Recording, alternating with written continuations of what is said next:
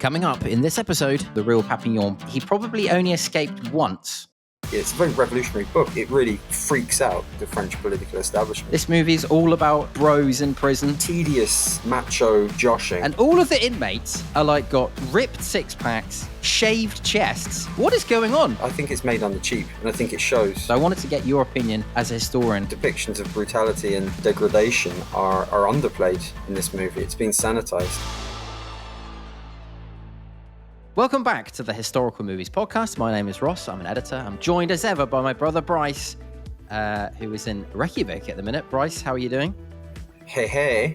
Yeah, doing very well, thank you. Yeah. Oh, picking up the local lingo already. Yes, Professor of Modern History, of course, and at Liverpool Hope University, and historical script writer. Bryce, in this episode, we're looking at 2017's Papillon. Bryce, in this episode, no one has to die. The story, of course, of Henri Charrière, nicknamed Papillon, his incarceration and subsequent multiple escapes from the French penal colony in French Guiana, aided by his fellow inmate and longtime friend, Louis Dega. Bryce, we've got a lot to get through. I know that you've read the book that this movie is based on, which came out in 1969, I believe. There's also a 1973 version of this film with Steve McQueen and Dustin Hoffman. Plus, we want to talk about the history of the penal colonies, very interesting history of French Guiana. But first, I want to talk about this movie and the thing that irks me about this movie. And obviously, this is a modern reimagination of this book that came out and the original film that came out in the late 60s, early 70s. You know what annoyed me about this film, Bryce, is in the opening sequence, we go onto the prison ship. They're put aboard the prison ship. They're being shipped off. And all of the inmates are got ripped six-packs, shaved chests. What is going on? And they're all wearing these sort of H&M, pretty cool looking, loose fit tops. It all looks way too modern for my eyes. It's supposed to be this kind of gritty remake, but it's just I didn't get the feel for that. I didn't have that kind of feel. I was like, are these guys also have they also smuggled in protein bars and body trimmers up their ass? How are they looking so good? That irked me. So I wanted to get that out of the way. But how did you find the movie? Let's start there with the modern remake. How did you find the modern reimagining of this movie? Well, yes, first things first, we're in Gay Paris in the interwar period, and they just can't help themselves. You know, there's the Moulin Rouge, as you say, and yeah. We're basically in a Jean-Paul Gaultier perfume advert. Exactly what I wanted to say. The beginning, half an hour of this movie is a perfume ad. Yeah, and probably a little bit cliches to say how films don't live up to books. Sometimes the reverse is the opposite. Sometimes movies are better than books. But having just read this it's a brilliant memoir, and it's very long, by Henri Charrière. You don't have any of that at the start. The French underworld, the nightclubs and all the rest. You've none of that. So that's not in the book at all. It starts very brutally with his trial and then his exile. So all of that has been levered in, and it's the worst for it. Time for a very short interruption. It's Ross here. Thanks very much for listening on YouTube. Don't forget to check out all of our other episodes, and we'd love to hear from you, so leave us a comment. And any sharing or liking or subscribing you can do would really help the podcast. So thanks a lot. Yeah, I've watched about half an hour of the 1973 version. I haven't watched the whole thing.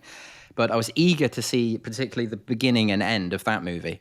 And in the beginning of that movie, we don't get any of this Paris stuff. It starts in the French prison, and then we have a flashback to when they're being put on the ships. We don't have any of this, swinging 30s shite, tits everywhere, Moulin Rouge stuff, as you said, which really, I think, affects this film in a really negative way. There's also later in the film, we have these kind of flashbacks to his lost love interest, which we don't have enough time as viewers to care about, because it's literally not possible to be invested in this floozy that he's sleeping with. We don't know about her. We don't know anything about her. We don't know her character.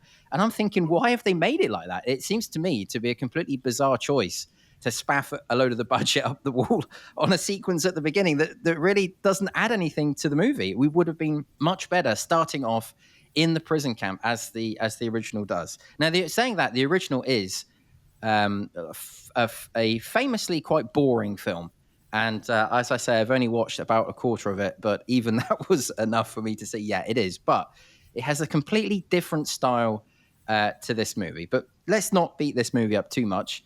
We do have an amazing story here, and we will go into the history of whether some of the stuff that happens in the memoir is true. But I want to get a feeling from you, because you've read the book. Apparently, the book reads like a blockbuster. Apparently, it's, on to this next adventure, next escape, through the jungle, all of that stuff. So, so as you mentioned, the book is better than this movie. Yeah, the book is just one of the best things I've ever read, and it is a roller coaster. It is, quite boys' own stuff, I suppose, in places, but it's also about the sort of indomitability of the human spirit. And one thing that is worth mentioning is in the book, which is very long, there's many, many, many more escape attempts. This is one of the key failings in this movie, that they collapse and conflate them into scenes and episodes which just don't make sense, and which we subsequently don't really care about. And to come back to the whole unnecessary and unfaithful to the book Moulin Rouge stuff, I just found the subsequent sort of echoes of that in the movie, with Rami Malek's character made up like a clown and bizarrely serving cocktails to the wardens as they watch King Kong, none of which in any way is in the book.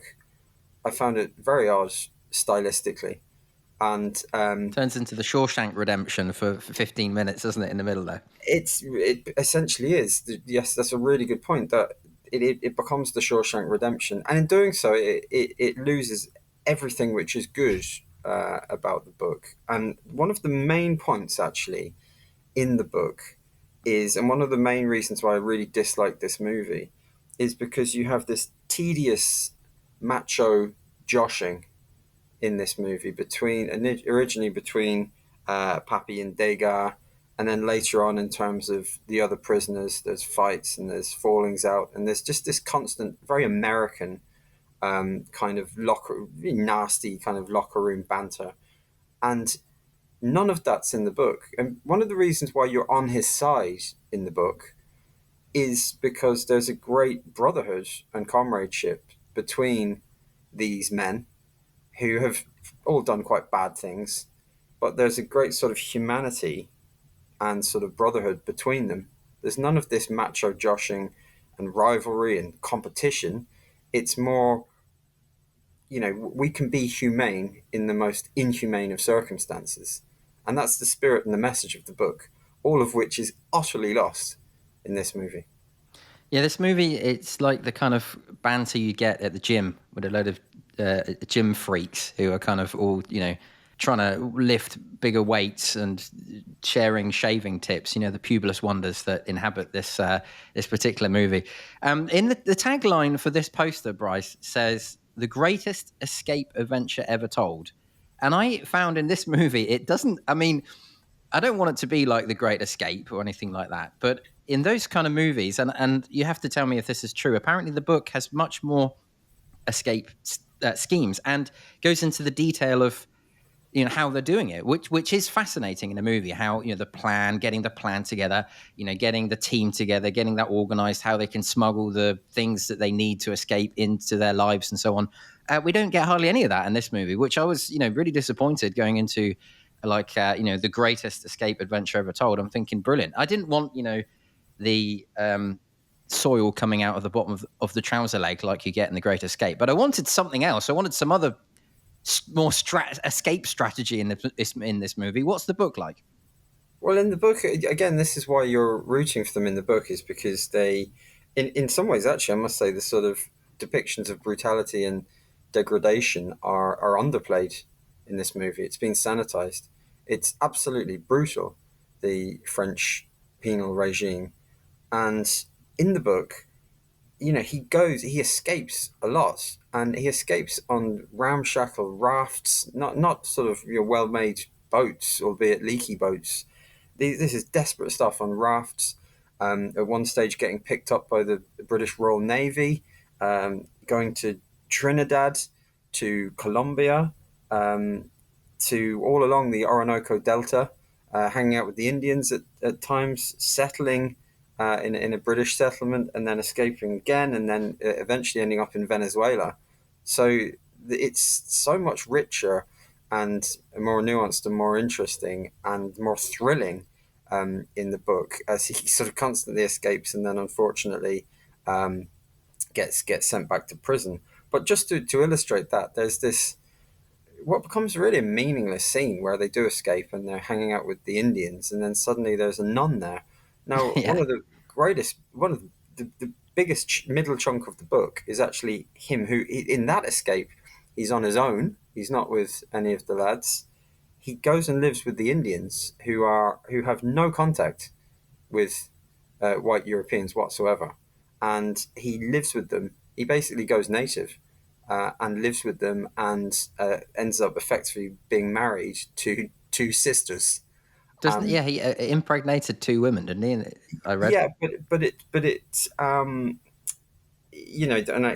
makes him sound like of course he was a bit of a rough diamond and all the rest. But actually, the way it's described in terms of his experience with that tribe, who they don't have any contact with white people, of course there's all the tropes there of the noble savage and all the rest, but it has a ring of truth. It's believable. He's the only white guy who's ever come across them and not been killed, and yet he lives with them, and has to take a really difficult decision to actually leave eventually. Whereas in this movie, that scene again, we have some tits and some painted faces, and suddenly a Mother Superior appears out of the bush. An Irish nun. I enjoyed that she's Irish. Well, there is an Irish nun in it who helps him out, but that's a completely different escape attempt. And eventually he's sold out by the mother, a different nun, a Mother Superior in a convent. But is that in the book? Because it is in the 73 version of this where the nun sells them out. Yes, but that's completely different to the episode with the Indians and the manifold other escapes. So what effectively this movie does is to collapse a nun in with the Indians, which makes both episodes, which are really compelling in their own regard, but very different. It makes them completely meaningless because it sort of lazily conflates and collapses them into one. And you just wonder, what was the point in remaking this movie? What are you adding? I don't see that this movie really adds anything to the story, the original. You know more about the Steve McQueen version though, don't you? So how does it differ from the Steve McQueen version? Well, let me read you a quote by Quentin Tarantino, which I think it sums it up. So Tarantino said, first of all, he said of Boys of a Certain Age, that movie was sort of in the zeitgeist. But here's a direct quote. He says, "The film's also not a little pretentious, self-consciously arty, unrelentingly grim, extremely grueling, and except for Dustin Hoffman keeping a bankroll and an extra pair of spectacles up his ass, completely devoid of any entertainment value." That's what Tarantino said. And I think that's a pretty right-on quote, I would say, about the movie, reading the critics' reviews and audience reviews and seeing about half an hour of it. One major difference, though, I found in the 73 version. Get this right. So the 73 version, the budget was $13.5 million in 1973. The budget for this movie, which is not easy to find, I've read 7 million. I'm not sure if I believe that. I think it has to be higher. But how can you make a movie in 1973 that costs so much more than this modern movie? Well, I think it's basically the way that it's shot. If you look at the 73 version, you get loads of beautifully composed wide shots. There's loads of them with decent blocking, like old school, the style of blocking that your actors are placed in parts of the screen where you're blocking certain elements or revealing certain elements based on where they're standing. All of that old school movie making stuff that is basically theatrical, which I personally love. I love that style of movie making. And in this movie, it's completely devoid. And what we have instead is this classic modern style, which some people, an American film critic called David Bordwell calls intensified continuity. It's a modern style of movie making, his argument is, where I think the most egregious thing that they do is, as an editor, they're always rushing into a close-up. We get a wide shot, which is not particularly well composed, doesn't give anything away, and its composition doesn't suggest what might happen in the scene. We just get an establishing shot. It's just there so you know the space. And then all we get are these close-ups. We're always cutting into close-ups. And particularly if you watch movies, I know a lot of people watch movies now at home. So, the close-up thing I can understand. If you watch old movies in the cinema, you don't need to rush into a close-up to see who's speaking. You can work out perfectly well. The sound does that for you. And this movie, I think, falls into that modern movie-making style, which has been called intensified continuity, which I personally despise. And I think that's basically the big difference between these two movies. I think the 70s version is also dull in parts. I also think that Steve McQueen does a better job. Steve McQueen, not the best actor, had a great screen presence, not the best actor. Tarantino says that the original version is his best piece of serious acting. There's a famous scene where Steve McQueen sticks his head out of the solitary confinement little door, and there's a beautiful bit of acting he does, showing that he's going mad. Compare that to the fellow we get in this movie, Charlie Hunnam, who is basically doing his best. Apparently, he was in Sons of Anarchy, is it? That's where he's famous from. But he's doing his best stoicism impression in this. He's so wooden in this movie. No one has to die. I don't like carrying things in my ass. That's literally a line in this movie. He says, I don't like carrying things in my ass. And I'm just like, oh man, there's just there's not enough emotion. It's all, as you both pointed to, this movie is all about almost like bros in prison who's out broing each other, alpha male shite. And you just don't get any of that. Rami Malek, I wasn't even that impressed with in this movie. I think, I rate him as an actor. I don't rate him in this particularly, it didn't really do it for me. How about you, the two leads? And then the rest of the cast is basically background. We don't really see anyone doing the rest of the cast. Yeah, I agree. I don't think there's any chemistry between the leads. I think you're right. Hunnam plays it way too straight. See, Papillon, in the book, Henri Charrière, he's a likable character. You're rooting for him. And, they've got to add in this stuff at the start with the stolen necklace and diamonds. It's completely unnecessary and it's completely unfaithful to the book. The book just starts with the fact that you just accept that he's been framed for manslaughter. He's some kind of figure on the Paris underworld. You don't go into any detail. You kind of believe, actually, that the cops have framed him because they know he's a bad egg and they want to get rid of him. But you don't really go into it. And effectively, he's innocent. But there's no sort of need for a plot with a stolen necklace and diamonds. There's no need for any of that kind of vaguely, Dan Brown thriller stuff, because you just accept that he's there and that's where he is. And the book is all about how he uses his personality and his wit and his ingenuity and his indomitable courage and sort of immeasurable capacity to put up with horrific setbacks to get out of his situation. And because you're right, Hunnam plays it so kind of stoic. Well, I suppose there is a stoicism to Henri Charrière, of course. But is he in some ways, I wonder, trying to do a bad Steve McQueen impression in some ways? And I think it doesn't work. It doesn't work really on any level. I just don't understand why they couldn't have they seem to miss all the main points of the book. And I can believe it was made for $7 million, actually, because I think it's made on the cheap, and I think it shows, actually. And I think that shows in the fact that it's basically, like you say, reduced to Shawshank Redemption, one prison. Effectively in the book, of course, he's escaping and being interned into many, many different penal colonies, prisons, Devil's Island, all the rest, which of course we do get here later on.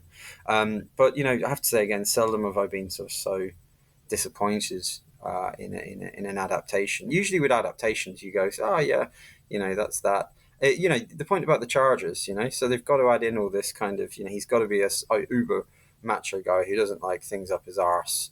That's one of the most striking things about the book is that there's no introduction to that. It is completely accepted and normalized as part of the prison world that you will have what they call in the book a charger, up your bum with your money in it in order to buy yourself some favors, to survive, basically.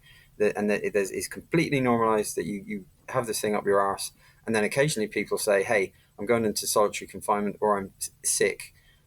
You can imagine, would you mind sticking mine up your arse Yeah. for a while as well? Yeah. That's completely normalized. And that's one of the shocking things about the book. But it's survival. And it's another reason why you're rooting for him and for them, because they're in such desperate, inhumane conditions. And yet here we've got this, oh, I'm not having anything up my ass kind of thing. No, that's totally normal. Everyone has a charger up their Yeah. bum in the Yeah. book, and it's totally Well, normal because they're in a completely inhumane environment. it's also a point in the film we see the guy who gets gutted effectively on the boat to get the money out of him. But basically, surely the prison guards, what I didn't understand about this, just a plot point, surely the prison guards would have done a cavity search if everyone, as they apparently do in this movie, knows that Louis Dega is this amazing counterfeiter and has lots of money and so on and so forth.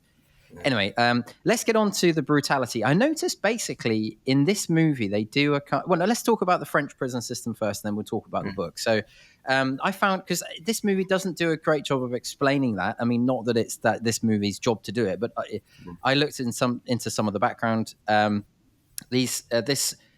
French Guiana, which is top of South America, established 1852. There's the main sites are Saint Laurent du Maroni, the main camp, which is what we see as the main camp in this movie. The Salvation Islands, including Devil's Island, again, that we see in this movie, and some inland labor camps. Half of the prisoners died within a few years. On Devil's Island, the fatality rate was 75% at its worst. About 80,000 inmates went through the system in the 100 years it was operating from 1852 to 1952. And I've got a quote from Emperor Napoleon III, Bryce, on why these things were set up. I think it is possible to make the sentence of forced labor more effective, more moralizing, less expensive, and more humane by using it to further the progress of French colonization. So I wanted to get your opinion as a historian about, I mean, that quote is absolute nonsense, but they're trying to brand it as this kind of force for the good of French colonization effort. I've also read that this is strictly really about punishment because the productivity in these places was appallingly low on these work camps. They were mining and forestry and stuff like that. So the productivity is really low. This is basically about punishment, isn't it? These camps?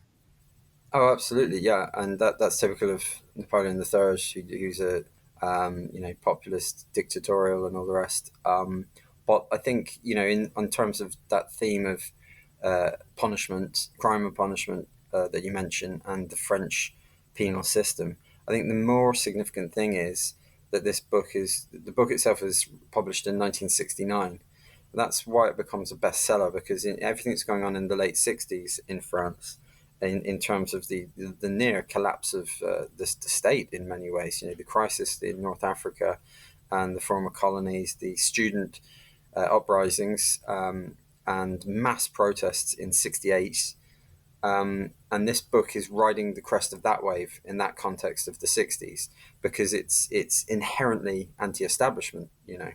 Papillon, although he sort of achieves redemption later on, etc., he throughout the book has he cannot forgive the corruption of the system, which has propelled him into this situation, and the judge and all the rest, and the whole bourgeois establishment. So that's why it becomes a classic, because it's a late 60s, two fingers up to the hypocrisy and the corruption of the sort of bourgeois establishment in France. Because, of course, by that time, Devil's Island had been shut down. I think Devil's Island was shut down in the 50s. So this is more of a sort of two fingers up to the French establishment, really. And I think that's what makes it a successful book and a best-selling book. And it's in that context that it has to be read. Again, in the movie here, you don't. It just reduces it to the battle of wills between warders and the interns. You don't get that sense that this is.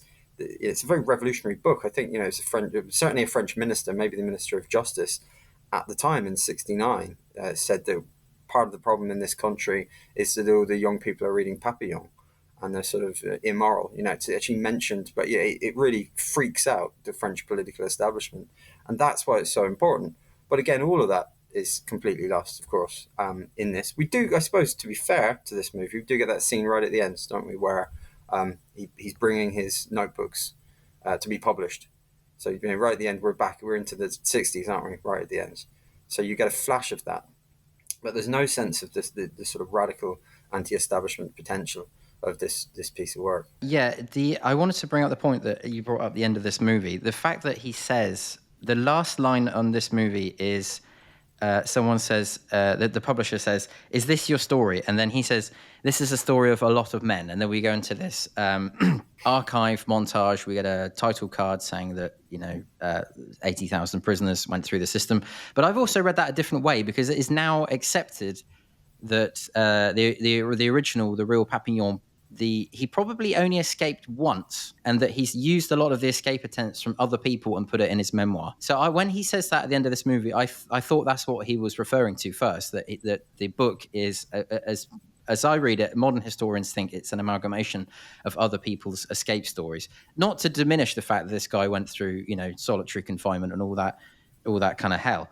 I wanted to talk about the Papillon book, Bryce, when it was the first. I've got two bits of trivia. When the English version was published in 1970, translated by Patrick O'Brian of the Master and Commander books, and published by Rupert Hart-Davis. Adam Hart-Davis's dad, who was the publisher. Adam Hart-Davis, the people listening, he is a historian and broadcaster, or let's say a history that guy, right? Okay, that's interesting. Yes, I know. It was 20 years ago. I know it's translated. I didn't know that. I did know Patrick O'Brian. Patrick O'Brian writes a really good introduction to it, actually, in some English language editions. Really good. Yeah, it really sets that scene really well. So that's really interesting. I didn't realise that other link. That's some pretty good trivia there, Ross. Well, thank you. That's why I'm here. Well, I've got to come through. I've also got my list ready of things that appear in the book and this film, and whether they're true or not. So Louis Dega is apparently an amalgamation. His existence, they can't find any proof of his existence. He's probably a composite character of people that Papillon met. Obviously, the stuff about the life in the penal colony matches historical records. We know that he was there. We know that he was sentenced there in 1933. There's no evidence for the first escape attempt. Also, the fact that he spent... I found this difficult to swallow, the fact that in the movie, and apparently in the book, he spent 7 years in solitary confinement. That's also thought to be exaggerated. I don't want to diminish that, by the way, because solitary confinement is torture. You mentioned the stuff about the indigenous village. That's probably a borrowed story. People were not sure whether he actually did that. So, and the last thing is that the historians, as I understand it, are pretty certain he never went to Devil's Island, the real Papillon, because at that point it was only for political prisoners, and they can't find any evidence of him being there. So, I don't know whether that nullifies the experience of the book, but I think the point is that you've brilliantly said is that it captures the zeitgeist in late 60s France, and that's why this book is important. And let's not forget that. I don't want to be going through a pedant's list of problems with the book, but I thought listeners would find that interesting. Absolutely, yeah. Well, yeah, I had heard that there was a bit of doubt over some of the sort of veracity of it. I didn't realise it was that dubious, but even if, well, when you're reading the book, it's even written as sort of notebook 1, notebook 2. So that scene at the end where he's got his crusty old notebooks, and it's even written in the past tense and sometimes the present tense. So it really does have a ring of. Now, I don't know enough about the publishing of it. That it was that maybe affected. I don't know. But even if these stories are a conflation, they've certainly got the ring of truth to them, and it's strange, isn't it? What. Why make a movie that's less thrilling than a book? You know what I mean? What a great question that is. A question you can ask of many films as well. Well, yeah, there we are. So do you have anything for your hallowed list of favourite scenes / Sood's Corner, etc.? Yeah, let's get on to our questions. I just wanted to mention I brought up solitary confinement, and I was having a hard time believing that he spent 7 years in solitary confinement. There is a guy in America who spent 43 years in solitary confinement and was only released in 2016, a guy called Albert Woodfox, who listeners maybe in America know he was a Black Panther and was convicted of murdering a prison guard, kept in a cell 6 by 9 feet alone for 23 hours a day for 43 years. So actually, because I just imagined that if you have that level of solitary confinement, you go mad and you're, completely insane by that point. And of course, Nelson Mandela spent 18 of his 27 years in solitary confinement when he was imprisoned on Robben Island. Anyway, Bryce, so let's get on to our list of questions. I haven't found any trivial trivia this week, listeners, I think because this film is kind of not that well known or kind of a bit forgotten. Oh, you asked me about my favorite scene. I think it's a difficult one. I do like the relief that you get when he's eating his coconut when he's in solitary confinement. I find the whole solitary confinement in this movie completely ruins the pacing of this movie. It goes on for too long. And at the same time, we don't get enough of the feeling that he's going mad. It's sort of like he's just had a bit of a wobble. He's in solitary confinement for 7 years, and he has a bit of a weird dream. And I don't think that it didn't really do it for me. I quite like it also when he feeds the warden his soup. So he gives the warden his bribery soup back, and that was about those were my favorite scenes, I think, actually, or most effective scenes. How about you? Difficult because I think it's a very poor movie wholesale. I suppose it would be when they finally have their escape and you see them sailing out up the Orinoco or whatever it is up to the ocean. I suppose that would be one of my favorite scenes. But then, of course, immediately it's not long before they're having some sort of macho dispute in the boat and knifing each other, which again is completely unfaithful to the book. Like I said, okay, as ahistorical as it may be, one of the points of the book is this kind of brotherhood despite everything. And there's actually quite a touching scene in one of his escapes in the book where a comrade of his dies in quicksand. They're basically they sort of wash up. They're both on a couple of different rafts, and Papillon realizes that he's got to wait for the tide to or the quicksand to basically recede. It's hard to explain. His colleague doesn't realize this and so jumps off the raft and immediately starts sinking. And he watches him over a number of hours sink to an inevitable death while he stays on the raft. And it's actually incredibly moving in terms of, and he grieves for pages and pages, that his brother, his brother criminal, sure, but, his sort of comrade has died. In this, it's just like, you, man. I ain't having that up my ass. Stab. There's no kind of brotherhood of man here, is there? No. On the Swallows and Amazons boat that they managed to procure from someone. Very well varnished boat they have. So there's also something I didn't understand in this movie. Devil's Island seems nicer than a prison. I mean, they have all this autonomy. They even have cigarettes. It seems like it's like a reward. If you go through 7 years of solitary, you can go to Devil's Island. But that is explained in the book in that because Devil's Island is a bit like Alcatraz. There's no chance of escape, and so everyone is just reconciled to basically sort of rackets within. You've got to have a sort of racket going on in some way, but thereby you will enjoy a sort of measured life to live out the rest of your days. But again, that's what's missed in this story, is because all the other convicts are just reconciled to just, we're going to die here, so let's just have best life possible. Whereas Papillon has the spirit of I must escape, despite everything. And occasionally he's living really well. He's basically living in paradise. We talked about Mutiny on the Bounty, one of our first episodes of this venerable podcast. And I was saying how I completely would sympathise with Fletcher Christian to just live out. Why would you want to go back to Blighty when you could live out the rest of your days with coconuts and titties and all the rest? And that sort of paradise sort of scene in the book is sort of really compelling.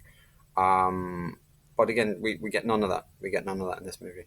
What did you think? Too long, too short. I read that this was very interestingly. The script for this movie was originally sold to NBC as a miniseries in 2005, but cancelled shortly after because they had budget cuts and so on. And I think it probably would work better as a series. Not that I want to see any more of this movie, I hasten to add. But the way it's shot, it feels like a miniseries more. I think you can see that. It feels like that, don't you think? In its lower budget aspects. Yeah, definitely. I think so. Yeah, it was. The figure of 7 million. It does feel like a cheap movie, but that still feels a bit too cheap for me. Much 2017 is already. That's 8 years ago now. So maybe that's right. Your favorite character and performance, Bryce? Again, another tricky question here. Charlie Hunnam apparently. Just done him a disservice. Charlie Hunnam shed 40 pounds. That's 18 kilograms during the role to show that when Papillon was in solitary confinement. That's a great shame because when you've got good movies like Raging Bull, where De Niro piles on, in method acting piles on the pounds, or the movie Hunger depicting the hunger strike of Bobby Sands, where your man Fassbender lost a huge amount of weight. And, The Machinist with Christian Bale, I think, ate only a tin of tuna and whiskey for like 6 months or something. Where the effort is rewarded by ultimately a great movie, a great artistic product. Here, poor old Charlie Hunnam with his ribs protruding. For what? For this? Sorry to sound a little harsh there, but what a waste! What a waste of an effort. Could they not CGI'd him skinny? Good question. Can you get a thin suit? Yeah, I know you can get a fat suit. So it's just not worth it for the sorry to use bad language, shite movie that this is. Rami Malek as well. I didn't really find him particularly engaging in this movie. I know he's one of those actors, kind of Rami Malek, where he can, he's very effective in, for example, I've seen him in James Bond, and that kind of peculiar villainous, slightly oddball character he tends to inhabit. Completely miscast here, and again, I think an actor that's probably far exceeds the movie, in terms of his abilities. His character baffles me in this. I've got a new question for you, Bryce. Based on the fact of our, I'm not sure actually the order these will come out, but our previous episode, inspired by that episode, what would Brian Clough have made of this movie? Well, he would have probably, Cloughy the socialist, I suppose, would have sympathised with the prisoners. On the other hand, he probably would have disdained some of the nonsense going on. And unfairness. His escape was unfair, so he should have given himself in. What part should Mel Gibson, Daniel Day-Lewis, or Marlon Brando have played? Any of those? I think they're all staying away from this movie. Mind you, I imagine that Daniel Day-Lewis would make a good Papillon. Yeah, it's that kind of they sort of flinty, gritty lead. Yeah, he could do that, I suppose. But again, an actor of that caliber is never going to surely lend his talents to something as poor as this. Mel Gibson? No, there's too much up the arse stuff from Mel. on multiple levels. Who should do the DVD commentary, Bryce? I've got Henri Charrière, aka Papillon. It would have been great to hear from him. Who died only a few years after the book was published, didn't he? Yeah, I mean, really unsurprising when you think of what he'd been through. And then, of course, as we're told at the end, he's eventually pardoned in 1970. Again, what I don't think we see in the movie, we don't see, he goes and lives in Venezuela for quite a while, quite happily.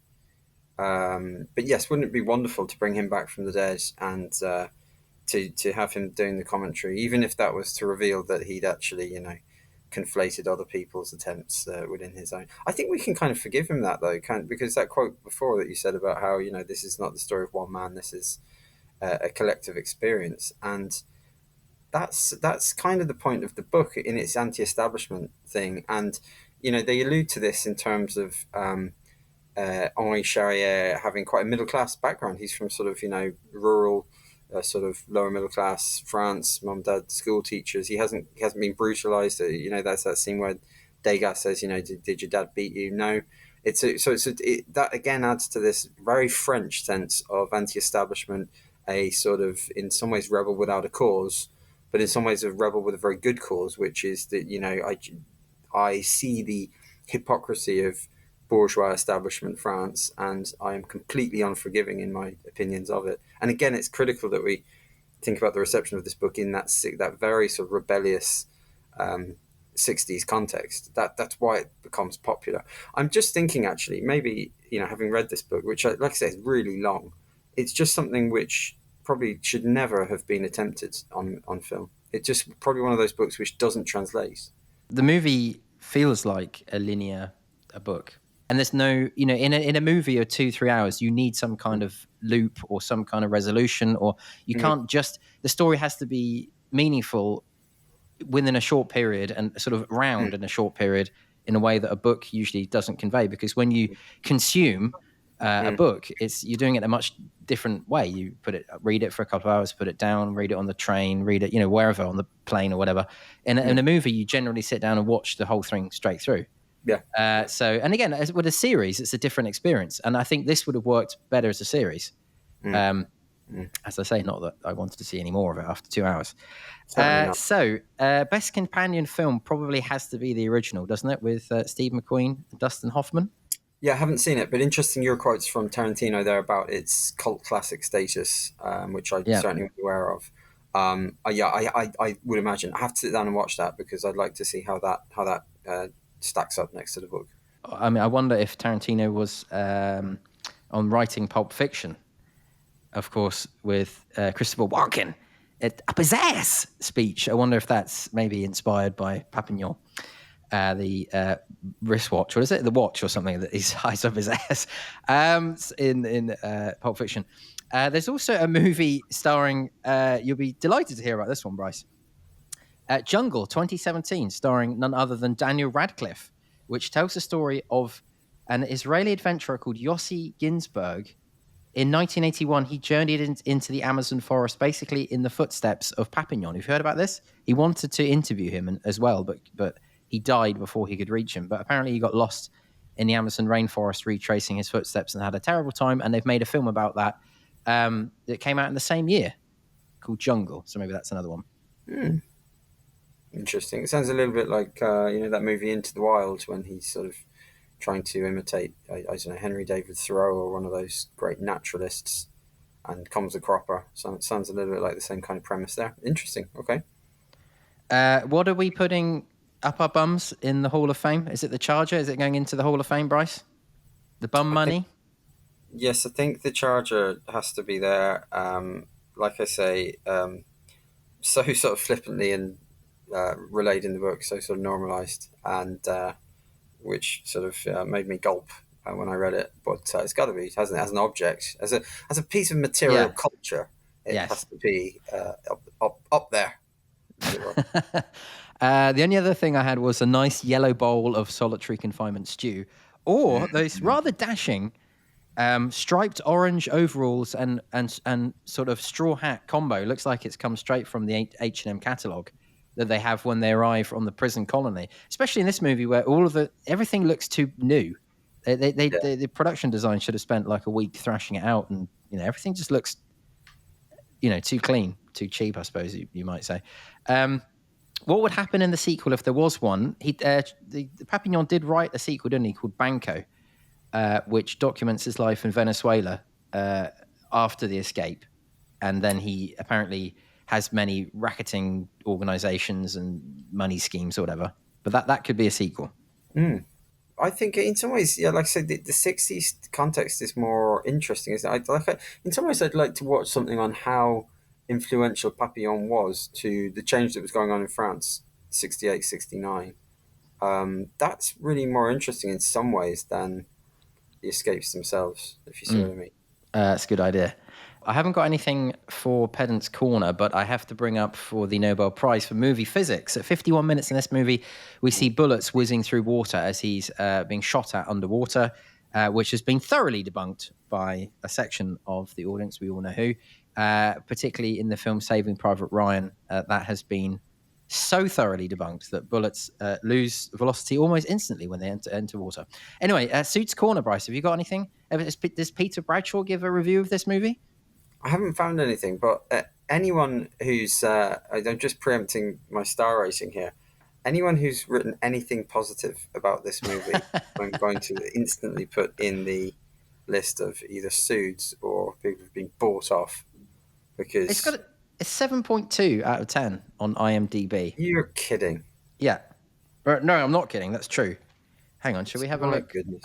I'll do a live Rotten My Tomatoes. Goodness. Really? Google.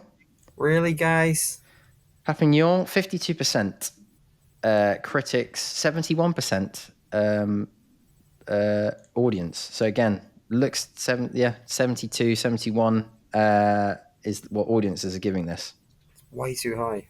What about you though, Bryce? Are you giving this 7 out of 10 like audiences, or what is your feeling? Sum up Papillon 2017 for us. Well, I know that you think that sometimes I can be the Scrooge McDuck of star ratings, but I can't give this any more than a 2, I'm afraid. A 2? Yeah. That makes it, I think, worse than. What did you give? So far, the 10,000 BC has been. I gave it half a star, I believe. I did. Oh, right. Okay. So you gave something a 3. I can't remember what it was. It's not that bad. It's not.